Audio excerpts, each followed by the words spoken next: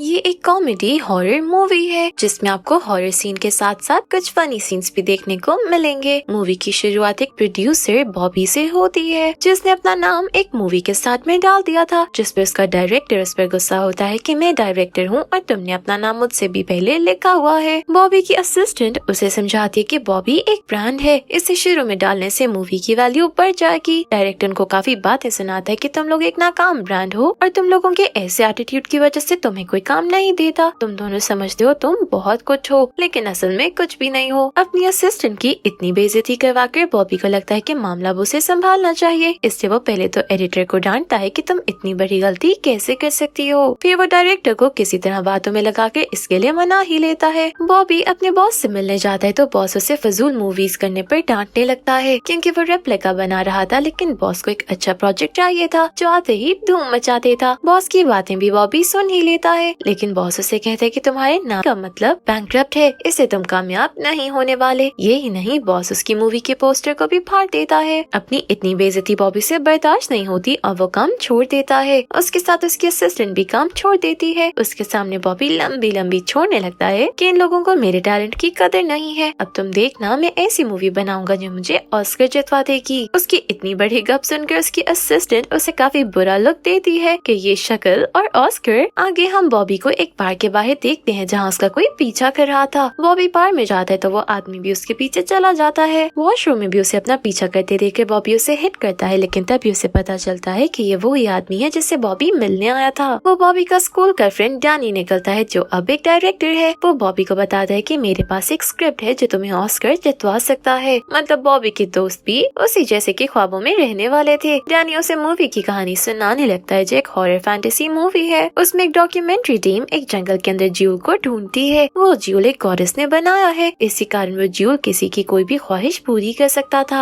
असल कहानी ये थी कि जिस जंगल में ज्यूल ढूंढना था वो डीमंस और मॉन्स्टर्स का जंगल था। इससे डॉक्यूमेंट्री टीम के मेंबर्स एक एक करके मारे जाते हैं। बॉबी को कहानी काफी मजेदार लगती है, इसे वो स्क्रिप्ट पढ़ता है और इसे पूरी तरह इम्प्रेस हो जाता है। यहाँ बॉबी की असिस्टेंट भी आ जाती है तो बॉबी फिर उसे बताने लगता है कि मैं एक ऐसी मूवी बनाऊंगा जिससे ऑस्कर मिलेगा। यहाँ हम देखते हैं बॉबी के पास एक ऑस्कर भी है जो बॉबी और डैनी ने स्कूल में बनाया था, यानी वो बचपन से ही ऑस्कर जीतने के ख्वाब देख रहे थे। वो दोनों डिसाइड करते हैं कि वो कल ही जाएंगे और मूवी बनानी शुरू कर देंगे। उसको इतना एक्साइटेड देखकर उसकी असिस्टेंट भी काफी एक्साइटेड हो जाती है। डैनी उनको एक जंगल का नाम बताता है जहाँ उनको शूट करना था, तो वो तीनों अगले ही दिन वहाँ चले जाते हैं। जहाँ जाते हुए वो काफी एंजॉय करते हैं, लेकिन एंजॉय बॉबी ही कर रहा था, बाकी दोनों तो नींद पूरी कर रहे थे। वैसे सोना असल एंजॉयमेंट है। आपका क्या ख्याल है? वो लोग वहाँ डैनी के ही घर रुकते हैं जो किसी होटल जैसा बड़ा था। बॉबी जाते ही सो जाता है तो एक बूढ़ी औरत उसके पास आती है, कहती है कि आखिर तुम वापस आ ही गए। बॉबी की आंख खुल जाती है। उस औरत को देखकर बॉबी डरकर भाग जाता है। असिस्टेंट और डैनी भी उसकी हालत और चीखों से डर जाते हैं तो डैनी उनको उस औरत के बारे में बताता है। डैनी उनको बताता है कि वो मेरी दादी है और उनका ही ये घर है। वो थोड़ी पागल है लेकिन तुम लोग डरो नहीं, वो नुकसान नहीं पहुंचाएंगी। वो तीनों फिल्म के बारे में प्लानिंग करने लगते हैं तो असिस्टेंट बताते हैं कि मूवी पर $20 मिलियन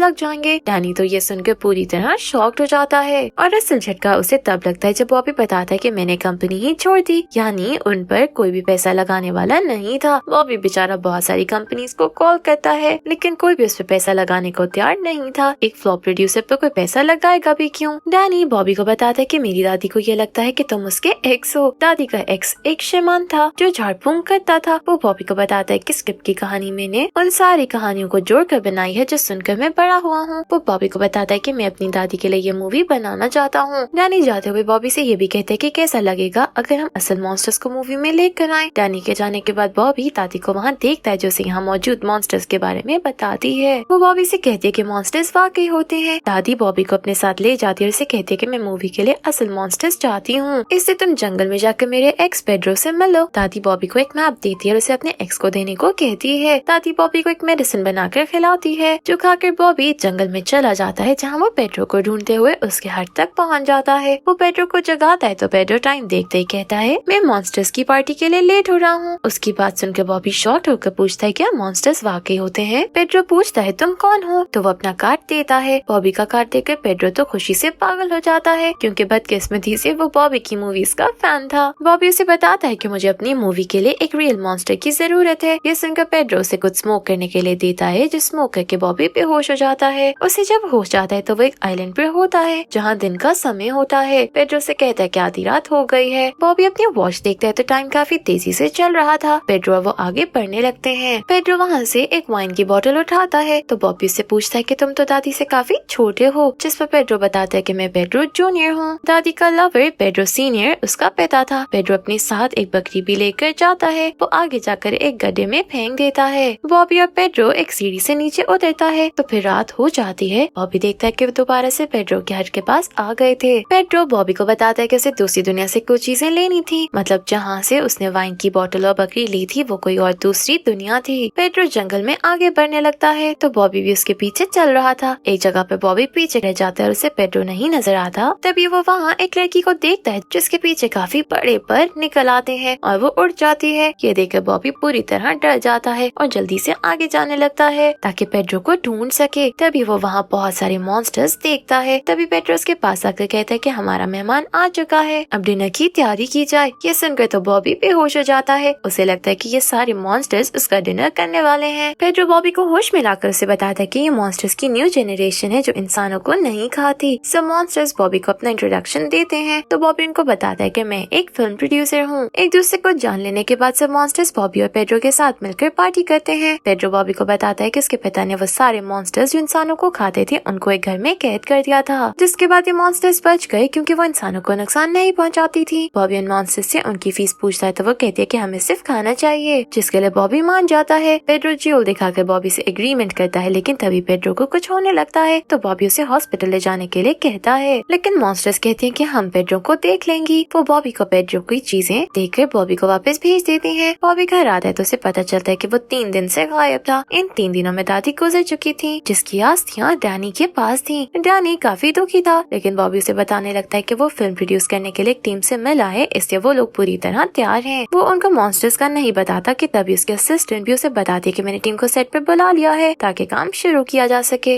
यही हम बॉबी के बॉस के बेटे को भी देखते हैं जो मूवी के शुरू में बॉबी को डांट रहा था। वो बॉबी की मूवी पर पैसा लगाने के लिए तैयार हो चुका था। टीम शूटिंग के लिए रेडी थी, जिसके बाद बॉबी मॉन्स्टर्स के पास जाकर उनको शूटिंग के लिए तैयार रहने का कहता है। एक मॉन्स्टर अपने असली रूप में सेट पर आते तो बॉबी की टीम पूरी तरह इम्प्रेस हो जाती है। वो लोग काफी हैरान थे कि बॉबी को इतनी अच्छी टीम कहाँ से मिल गई। अगले दिन कुछ टीम मेंबर्स की लड़ाई के कारण उनका एक टीम मेंबर चला जाता है, जिस पर बॉबी को लगता है कि शायद वो ज्यादा पैसे चाहता था इसलिए चला गया। अगले सीन में दूसरी मॉन्स्टर आती है जो देखकर सब काफी खुश होते हैं कि ये अब तक की बेस्ट मॉन्स्टर एक्टिंग होगी। मॉन्स्टर्स बॉबी का लाया हुआ खाना देखते हैं तो उनको कुछ खास पसंद नहीं आता। यहीं हमें पता चलता है कि बॉबी का जो टीम मेंबर गायब है उसे मॉन्स्टर्स ने खा लिया है। आगे 2 मेंबर्स की लड़ाई होती है और इसी लड़ाई के दौरान वो एक बॉट के पास आ जाते हैं जो असल में मॉन्स्टर था। वो मॉन्स्टर उन दोनों को खा लेता है और तो टीम मेंबर्स को इसकी खबर ही नहीं होती। वो तो इसी बात पर परेशान थे कि पैसे कम होने के कारण उनके टीम मेंबर्स एक एक करके उनको छोड़ रहे हैं। एक टीम मेंबर कहती है कि मुझे लगता है ये मॉन्स्टर्स असली हैं, लेकिन बॉबी उनसे कहते हैं कि ऐसा नहीं है, वो सिर्फ अच्छी परफॉर्मेंस दे रहे हैं। बॉबी मॉन्स्टर्स को जाकर शाबाशी देता है और अगला सीन बताने लगता है कि तभी उसके असिस्टेंट वहाँ आ जाती है जिनको देखकर चीखने लगती है क्योंकि बॉबी के अलावा उनको कोई नहीं जानता था कि ये मॉन्स्टर्स हैं। इससे असिस्टेंट तो बेचारी डर के मारे बेहोशी हो जाती है। बॉबी उनको बताता है कि मेरी असिस्टेंट काफी डरी हुई है क्योंकि उनको लगता है कि उनके टीम मेंबर्स को मॉन्स्टर्स ने खा लिया है। एक मॉन्स्टर बॉबी को बताती है कि मॉन्स्टर ने ही तुम्हारे टीम मेंबर्स को खाया है। उनका पहला शिकार पेड्रो था जिससे बॉबी उन पर विश्वास करके छोड़ गया था। इंसानों को खाने वाले मॉन्स्टर्स कहते हैं इंसानों का खून और गोश्त काफी मजेदार होता है। हम आज तक खुद को रोकते आए हैं लेकिन अब नहीं रोकेंगे। टीम मेंबर्स मॉन्स्टर से लड़ने लगते हैं, लेकिन सारे मॉन्स्टर्स इंसानों से फाइट करके उनको खत्म करने लगते हैं। इंसानों की चीखें सुनकर बाकी के मॉन्स्टर्स भी जाग जाते हैं क्योंकि उनका कर्ज खत्म हो चुका था। पुराने और मॉन्स्टर्स और अब जागने वाले मॉन्स्टर्स को मिलाकर अच्छा खाना मॉन्स्टर ग्रुप बन जाता है और बॉबी की टीम के सारे मेंबर्स को एक एक करके खा जाते हैं और ऐसे डैनी की मूवी की कहानी सच साबित हो जाती है। बॉबी की वजह से ही वो लोग इंसानों को खाने लगे थे, तो भी कैसे हो सकता था कि वो बॉबी को माफ करते। वो लोग बॉबी को भी मारने लगते हैं लेकिन बॉबी किसी तरह उनसे बच जाता है। तभी डैनी भी वहाँ आ जाता है। डैनी को पता चल जाता है कि बॉबी को पहले से पता था कि ये सब रियल मॉन्स्टर्स हैं, इसलिए वो उससे लड़ने लगता है। वो दोनों काफी ज्यादा लड़ते हैं और फिर एक दूसरे से माफी मांगकर सिला भी कर लेते हैं। असल में डैनी भी समझ गया था कि बॉबी ये सब उसी के लिए कर रहा है। बॉबी उसे बताता है कि मैं नहीं जानता था कि ये मॉन्स्टर्स हमारी टीम को खा जाएंगे। यहीं पे बॉबी डैनी को पेड्रो का रुमाल दिखाता है और उसे बताता है कि ये एक कदीम रुमाल है। डैनी उस रुमाल को खोलता है तो उसमें से ज्यूल मिलता है जो देखकर उसकी आंखें खुली की खुली रह जाती हैं। ज्यूल पेड्रो के बाद बॉबी का था, इससे डैनी उसे दे देता है, लेकिन तभी एक मॉन्स्टर आती है और बॉबी को उड़ाकर अपने साथ ले जाती है। बॉबी के हाथ से ज्यूल छूट कर पानी में गिर जाता है कि तभी बॉबी दादी की दी हुई राख को उस मॉन्स्टर के चेहरे पर लगा देता है जो उसे डैनी ने दी थी। मॉन्स्टर उसे छोड़ देती है, वो पानी में गिर जाता है। उसे ज्यूल भी मिल जाता है लेकिन उसका पैर फंस जाता है। डैनी उसे निकालने की कोशिश करता है लेकिन उसकी मौत हो चुकी थी। डैनी बॉबी को मरा हुआ देखकर रोने लगता है क्योंकि उसके पास अब कोई भी नहीं बचा था। तभी सारे मॉन्स्टर्स भी उसके गिर्द इकट्ठे हो जाते हैं जिससे डैनी को अपनी मौत साफ नजर आने लगती है। डैनी को उसी वक्त ज्यूल का ख्याल आता है कि उससे जो भी विश की जाए वो पूरी करता है। इससे वो तुरंत बॉबी के जिंदा होने की विश मांग लेता है और बॉबी जिंदा हो जाता है। डैनी बॉबी को भी ज्यूल से विश मांगने का कहता है कि ज्यूल से कहो हमें यहाँ से बाहर निकाले। बॉबी ऐसा नहीं करता बल्कि उसके जहन में तो और प्लान चल रहे थे। वो ज्यूल से ऑस्कर जीतने की विश मांग लेता है और बेचारा डैनी हक्का बक्का उसे देखता रह जाता है। किसी जिंदगी बचाने से ज्यादा अहम ऑस्कर है। अगली सुबह मॉन्स्टर्स ज्यूल की वजह से उन दोनों को कुछ नहीं कह पाते और बॉबी भी उनसे डील बना लेता है कि मैं तुम लोगों को खाना लाकर दूंगा। बॉबी उनसे कहता है कि तुम सबने एक इंसान खा लिया है, लेकिन मॉन्स्टर कहते हैं कि ऐसा नहीं है क्योंकि हम 13 लोग हैं। तुम्हें कैसे कह सकते हो कि हमने एक एक को खाया है। बॉबी कहता है कि हम ये सब मूवी के अंदर देख लेंगे। एक टीम मेंबर अभी जिंदा थी और मॉन्स्टर से भी खा जाते हैं। बॉबी और डैनी प्रोजेक्टर लगाकर मॉन्स्टर्स के साथ मूवी देखने लगते हैं। मॉन्स्टर्स को मूवी तो काफी अच्छी लगती है लेकिन वो बॉबी से कहते हैं कि मूवी के अंदर 13 मॉन्स्टर्स हैं और हमने 12 लोगों को खाया है। ये देखकर डैनी और बॉबी एक दूसरे को देखने लगते हैं क्योंकि अब उन दोनों में से किसी को कुर्बानी देनी थी। बॉबी और डैनी पेड्रो की सिगरेट पाइप को स्पिन करते हैं कि जिसकी तरफ रुकेगी वो सैक्रिफाइस करेगा। यहाँ हमें दिखाया नहीं जाता कि किसने सैक्रिफाइस दिया था। अगले सीन में हम देखते हैं कि डैनी की मूवी ने ऑस्कर जीत लिया था और डैनी ने ऑस्कर रिसीव किया था, जिसका मतलब था कि बॉबी ने खुद की कुर्बानी दे दी थी। लेकिन रुके, बच्चे अभी बाकी है क्योंकि बॉबी जिंदा होता है और यहीं पर इस मूवी के सारे राज खुलते हैं। यही हमें पता चलता है कि जब वो पाइप स्पिन कर रहे थे तब बॉबी के बॉस ने उसे कॉल की थी जो सेट पर आकर बॉबी की मूवी देखना चाहता था। बॉबी को और क्या चाहिए था, वो तुरंत बॉस को अपने सेट पर बुला लेता है। बॉस जैसे ही सेट पर आता है तो उसे वहाँ बॉबी का एक नोट मिलता है। नोट पर लिखा था कि वहाँ रखे हुए पाइप को स्मोक करें। जैसे ही वो स्मोक करता है चारों तरफ से मॉन्स्टर्स उसे घेर लेते हैं और उसे खा जाते हैं। डैनी उनको कैमरा में रिकॉर्ड कर रहा था ताकि मॉन्स्टर के सामने प्रूफ से कह सके कि अब उनको बॉबी और डैनी में से किसी एक की कुर्बानी की जरूरत नहीं क्योंकि वो लोग एक एक इंसान को खा चुके हैं। बॉबी ने अपनी टीम की कुर्बानी से हिट मूवी बनाकर ऑस्कर भी जीत लिया और फेमस भी हो गया। इससे ज्यादा उसे जिंदगी से क्या चाहिए था। यहीं पे मूवी खत्म हो जाती है। Thank you for watching.